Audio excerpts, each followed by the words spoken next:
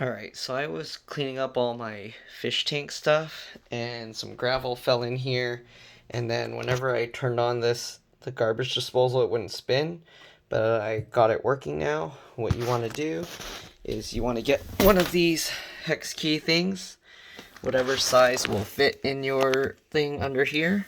So you just get the tool in there, okay? And then you can manually turn it. So here you can actually see it's getting caught right here. That's the gravel that's getting caught. So basically what you want to do is just kind of spin it around back and forth until you get it loosened up. And then once you get it loosened up enough, you can actually turn the thing on. So if there's some gravel still in there, it's going to get stuck. But now it's good enough. So you can see I can actually like spin it around and it's okay. You want to make sure you don't accidentally turn this on, so make sure nobody's messing around with the switch while you're down here, because otherwise this thing will start spinning around while you're trying to turn it and it'll like mess up your hand.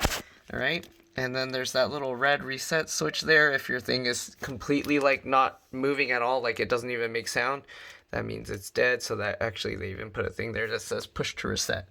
That's what that little red button is for.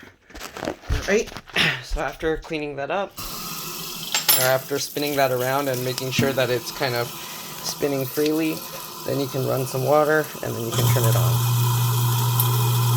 And there you go.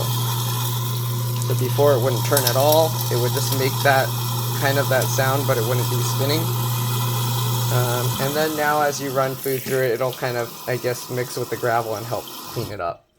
But yeah, and also I 3D printed one of these thingies, so that way nobody can accidentally turn it on. You have to purposely like push this thing over and then you can turn it on.